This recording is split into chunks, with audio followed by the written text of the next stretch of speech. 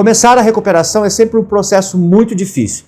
Muitas pessoas não sabem como dar o primeiro passo ou qual é o primeiro passo a ser dado. Você sabe? Então, se você está pensando em parar de usar álcool e outras drogas, ou está tentando parar de usar e não sabe por onde começar, está meio perdido, esse vídeo é para você. Nele, eu vou passar algumas dicas para você criar um protocolo para começar o seu projeto de recuperação. Então, fique até o final do vídeo, deixe o like, se inscreva no canal, faça parte da nossa comunidade gratuita no WhatsApp. Lá você terá acesso a diversos grupos de apoio gratuitos. E também é uma forma de você começar esse processo de recuperação seguindo esse protocolo. E se você acha que o meu trabalho te ajuda de alguma forma e quer se aprofundar no conteúdo, quer se aprofundar nos assuntos das dependências, seja membro da Academia SOS, a nossa área de membros. Lá você terá acesso a muitos cursos de capacitação, programa de prevenção de recaída e muitos outros conteúdos exclusivos e materiais de apoio para download. O link está na descrição do vídeo. Como eu sempre costumo falar, o processo de recuperação não tem receita mágica, não tem dicas mágicas, não tem solução mágica do problema. Cada caso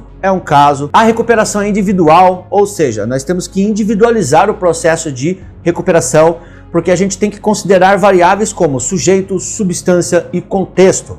As pessoas usam drogas em determinados contextos, tem a sua história de vida que é muito particular dela, tem um grau de dependência, se é grave, se é leve, tem características pessoais, tem todo um contexto envolvido que diferencia uma pessoa da outra, então tem várias variáveis. Mas é possível estabelecer um protocolo padrão para que você consiga seguir, saber por onde começar e não ficar muito perdido nesse oceano de informações sobre o assunto. Foi por isso que eu pensei em um protocolo. Eu sou um dependente químico que estou em recuperação há 17 anos, fiz 2 tratamentos de internação, tive várias recaídas e pude aprender muito nesse processo. E há 13 anos eu venho me profissionalizando, estudando muito o assunto e me especializei nessa área. Por isso eu pensei nesse protocolo de uma maneira que fique simples para você começar. Então pegue papel e caneta e anote aí. A primeira coisa é você começar a pensar no tripé: alimentação, sono e atividades físicas. Porque é muito importante essas 3 coisas. Porque o uso de droga ao longo dos anos, ele desorganiza o seu sistema de recompensa cerebral.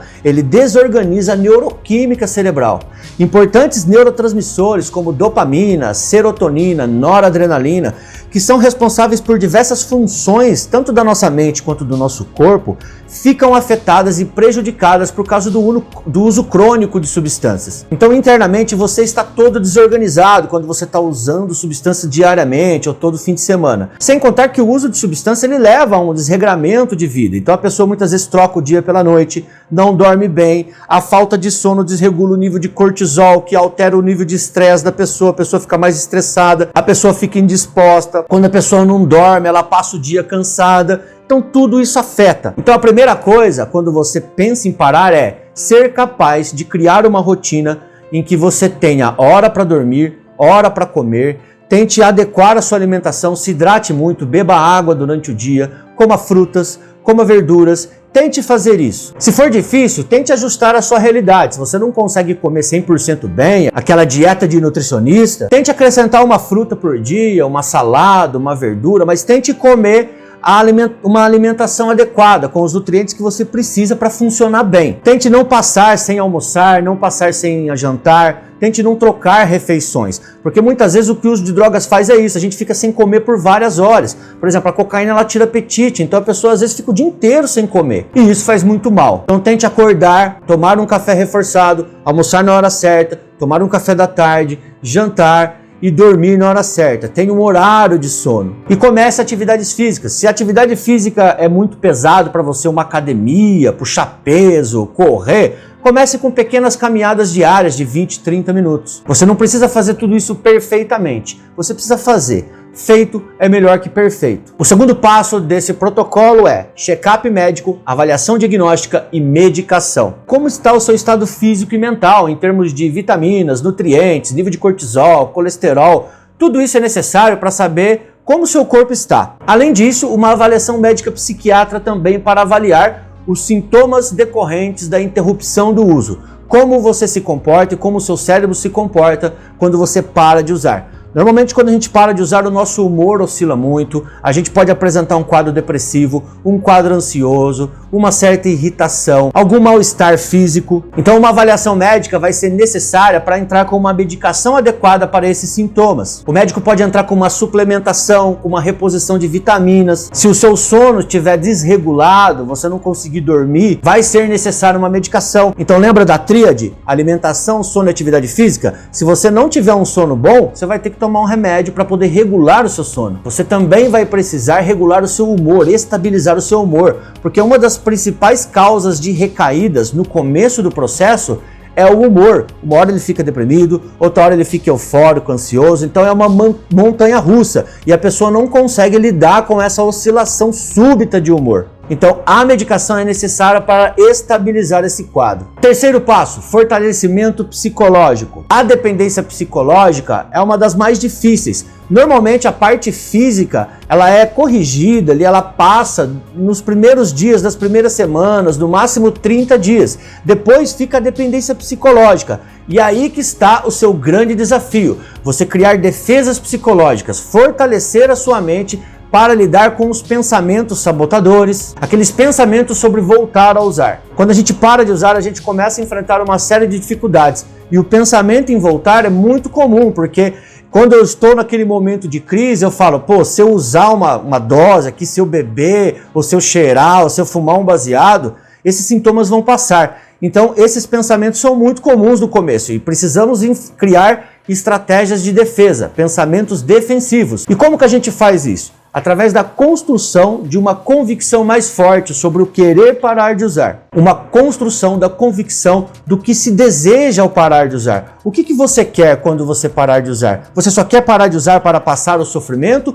ou você almeja algo mais? Então pegue um papel e uma caneta e liste as razões que você tem para mudar. Isso ajuda a aumentar a motivação para parar de usar. Quando você lista, olha, eu quero parar por causa dos meus filhos, eu quero ser um pai mais presente, uma mãe mais presente, eu quero voltar a estudar, eu quero realizar esse sonho de vida aqui que ficou esquecido por causa do meu uso de drogas. Você pode listar também os prejuízos e consequências negativas relacionadas ao uso ou à recaída, caso ela aconteça. Isso ajuda você a fortalecer a sua motivação para parar, fortalecer a certeza de parar. Então, se eu usar, se eu recair, o que pode acontecer? Eu posso perder a confiança da minha esposa, do meu marido, da minha família. O processo de reconquistar a confiança deles começa tudo de novo. Eu vou gastar dinheiro, eu vou ficar mais distante daquele objetivo de vida. Então, listar razões para mudar, listar as possíveis consequências de uma recaída. E você pode também criar cartões de enfrentamento para pensamentos sabotadores. Você pode listar os principais pensamentos sabotadores que acontecem. Quais são os pensamentos que acontecem quando você está com vontade de usar? Liste eles. E depois você cria pensamentos defensivos para cada pensamento. Exemplo, pensamento de sexta-feira. Ir no bar com os amigos. Estou pensando em ir no bar com os amigos. Você pode criar um pensamento defensivo para esse pensamento. Tipo assim, pense na sua esposa, pense nos seus filhos, pense nas consequências. Então você pode criar vários pensamentos defensivos para cada pensamento sobre voltar a usar drogas. E o último passo, mudança de hábitos e rotina. Você não vai conseguir se fortalecer psicologicamente se não houver mudanças de hábito e mudanças na sua rotina. Porque grande parte desses pensamentos sabotadores, eles são oriundos de um contexto de vida, de uma formação de hábitos. Então, por exemplo, você está tão inserido nesse contexto de uso, de amigos, de lugar, que fica difícil pensar em outra coisa. O contexto que a gente está inserido muda tudo. Muda o nosso padrão de pensamento, muda o que a gente sente e muda o nosso comportamento. Então pense assim, por exemplo, como você se sente e o que você pensa quando você está com a sua família no cinema ou passeando no shopping. Quais são os tipos de pensamentos que você tem? Qual é a qualidade desses pensamentos e a qualidade desses sentimentos? Agora, quando você está com seus amigos usando, ou quando você está com seus amigos no bar ou num churrasco onde todo mundo está bebendo, por exemplo, ou usando, quais são os seus pensamentos? Qual é a qualidade do seu pensamento? Qual é a qualidade dos seus sentimentos? Então, contexto, ambiente muda tudo. Então, comece criando uma rotina diferente. Faça um cronograma de segunda a domingo, manhã, tarde e noite. Segunda, terça, quarta, quinta, sexta, sábado, domingo, manhã, tarde e noite, com atividades divididas entre trabalho, estudo, atividade física, alimentação, tempo de qualidade com a família, tempo de qualidade para o autocuidado, Então você pode dividir esse cronograma para vários hábitos, várias rotinas, várias atividades. E principalmente naqueles dias e naquelas horas em que você é mais propenso a usar, sempre coloque uma atividade alternativa para que você se comprometa a direcionar a sua atenção e seus pensamentos para outra coisa. Gostou desse protocolo? Aplique ele na sua vida e depois volte aqui nos comentários para contar os seus resultados. Eu tenho certeza que eles vão ajudar outras pessoas também. Até o próximo vídeo e você sabe, né? Um dia melhor de cada vez.